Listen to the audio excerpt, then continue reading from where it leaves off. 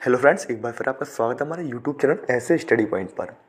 दोस्तों, जैसा कि आपको पता है यूपी डीएलएड के एग्ज़ाम फरवरी माह में स्टार्ट होने वाले हैं। तो एक बार फिर मैं आज आपके लिए यहाँ पर यूपी डीएलएड सेकंड सेमेस्टर वर्तमान भारतीय समाज और प्रारंभिक शिक्षा पर एक बहुत ही इंपॉर्टेंट वीडियो लेकर आया हूँ। दोस्तों, इस वीडियो में मैंने बहुत ही इंपॉर्टेंट पॉइंट जो हैं वो मैंने यहाँ पर मेंशन किए हैं। तो आइए दोस्तों, वीडियो शुरू करते हैं। ये दोस्तों वर्तमान भारतीय समाज और प्रारंभिक शिक्षा ये सेकंड सेमेस्टर का फर्स्ट पेपर होता है। इसमें 15 प्रश्न जो हैं बहुविकल्पीय होते हैं 15 नंबर के, और 15 प्रश्न अति लघु उत्तरीय होते हैं, वो भी 15 नंबर के होते हैं, और 10 प्रश्न जो हैं वो लघु उत्तरीय होते हैं जो कि 20 नंबर के होते हैं। इस तरह से दोस्तों 50 नंबर का ये पेपर होता है। तो इसमें जो है दोस्तों जो 30 नंबर होते हैं बहुविकल्पीय और अति लघु उत्तरीय वो बहुत ही ज़्यादा इम्पोर्टेंट होते हैं। पहला पॉइंट देख लेते हैं। प्राचीन काल में एक वेद के ज्ञाता को क्या कहा जाता था? दोस्तों, इसे कहा जाता था स्नातक कहा जाता था। अच्छा, वेदों की कुल कितनी संख्या होती है दोस्तों? तो 4 होती है, और आपके वो होते हैं ऋग्वेद, यजुर्वेद, सामवेद, अथर्ववेद। तो यहाँ पर एक वेद के ज्ञाता को दोस्तों स्नातक कहा जाता था। अगला पॉइंट है 2 वेदों को ज्ञाता को क्या कहा जाता था? तो उसे वसु कहा जाता था। और 3 वेदों को ज्ञाता को दोस्तों रुद्र, और 4 वेदों को ज्ञाता को आदित्य कहा जाता था। तो एग्जाम में आपसे दोस्तों इस तरह से पूछ सकता है कि एक वेद के ज्ञाता को क्या कहा जाता था? तो आपका आंसर होगा स्नातक। या 3 वेदों को ज्ञाता को क्या कहा जाता था? तो रुद्र। तो इस तरह से आप यहाँ पर देख सकते हैं। इसके बाद दोस्तों यहाँ पर मैंने बहुत ही कुछ विधियाँ ली हैं जो कि एग्जाम में बार बार पूछी जाती हैं। तो सबसे पहली विधि देख लेते हैं, प्रश्नोत्तर विधि के जनक कौन है? इस तरह से पूछ लेता है तो सुकरात है दोस्तों। बहुत ही इंपॉर्टेंट विधि है प्रश्नोत्तर विधि। इसके जो जनक है सुकरात है। संवाद विधि के दोस्तों प्लेटो। आगमन और निगमन विधि के अरस्तु। खेल विधि के दोस्तों आपके हो जाएंगे कुक। बहुत ज़्यादा पूछी जाती है ये खेल विधि। और निर्देशन विधि और पंचपदी प्रणाली तो इसके हर्बर्ट होते हैं। और किंडरगार्टन के दोस्तों फ्रॉबेल है। तो यहाँ पर इस तरह से पूछ सकता है कि संवाद विधि के जनक कौन है? तो प्लेटो हो जाएंगे। आगमन और निगमन विधि के अरस्तु हो जाएंगे जनक। खेल विधि के कुक हो जाएंगे। तो इस तरह से आपसे एग्जाम में पूछ सकता है। अगला पॉइंट है एनसीईआरटी का पूरा नाम क्या है? इस तरह से पूछ सकता है कि एनसीईआरटी का पूरा नाम क्या है? तो यहाँ देख लेते हैं। तो इसका है दोस्तों राष्ट्रीय शैक्षिक अनुसंधान और प्रशिक्षण परिषद। और इसकी स्थापना भी पूछ लेता है तो 1961 में हुई थी। और इसका मुख्यालय कहाँ पर है दोस्तों? वो आपका हो जाएगा दिल्ली। तो इसकी और अगला पॉइंट है एससीईआरटी का पूरा नाम क्या है? अभी एनसीईआरटी का पूछा था, अब यहाँ पर एससीईआरटी का पूरा नाम पूछ सकता है। तो इसका होता है राज्य शैक्षिक अनुसंधान और प्रशिक्षण परिषद। और इसकी स्थापना 1981 में हुई थी और इसका मुख्यालय लखनऊ में है।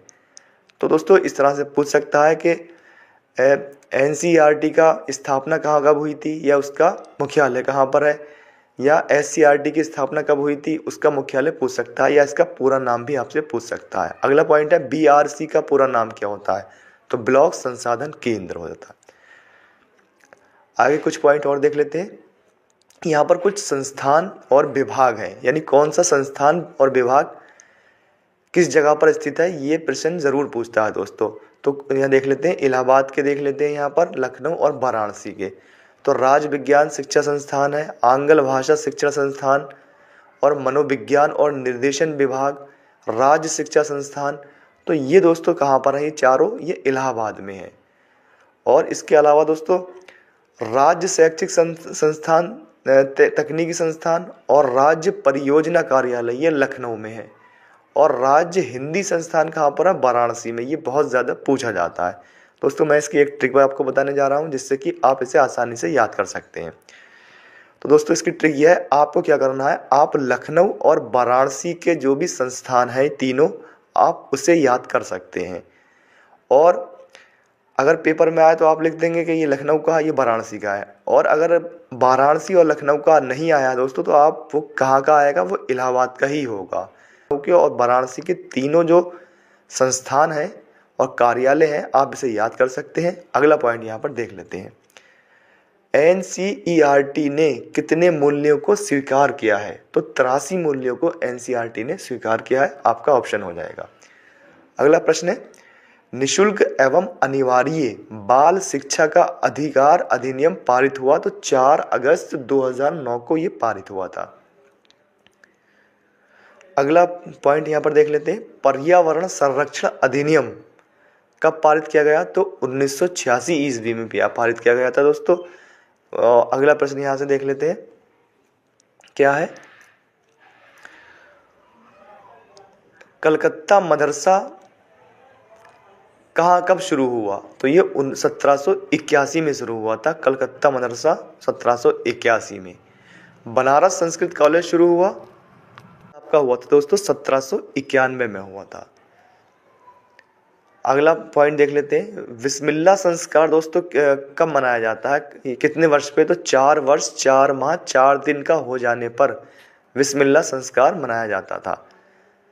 आप इसे याद कर सकते हैं। अगला पॉइंट है, बाल केंद्रित शिक्षा के प्रवर्तक कौन है, तो गिजू भाई जो है इसके प्रवर्तक रहे थे।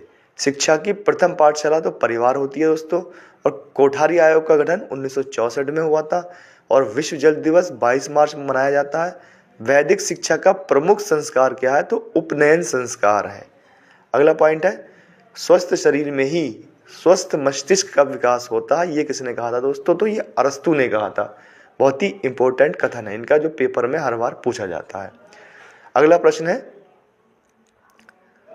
शिक्षा एक द्विमुखी प्रक्रिया है, या ये स्वस्थ शरीर में देख लेते हैं यहाँ पर, तो ये अरस्तु ने कहा था दोस्तों। ये बहुत ही इंपॉर्टेंट है, मैंने आपको बताया, ये बार बार एग्जाम में पूछा जाता है। अगला पॉइंट है, शिक्षा एक द्विमुखी प्रक्रिया, ये किसने कहा था, ये जॉन एडम्स ने कहा था। और शिक्षा को द्विमुखी माना जॉन एडम्स ने, और शिक्षा एक त्रिमुखी प्रक्रिया है, ये किसने कहा था, ये जॉन डीवी ने कहा था।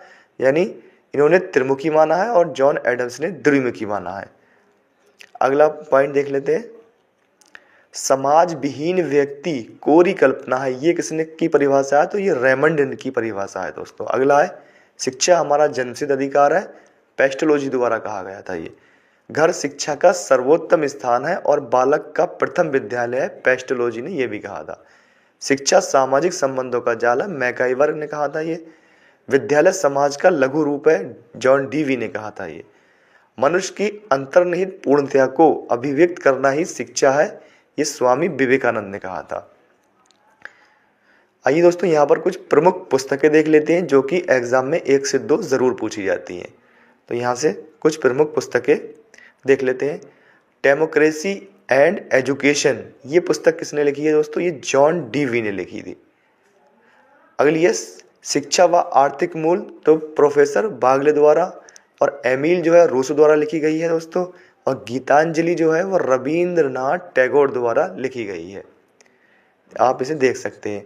और दिवा स्वप्न जो है वो विजोभाई बघेला द्वारा लिखी गई है। और प्राथमिक शाला में भाषा शिक्षा का, तो ये भी इनके ही द्वारा लिखी गई है दोस्तों। और प्रोजेक्टिव मेथड, ये किसके द्वारा लिखी गई है, ये किलपैट्रिक ने लिखी है।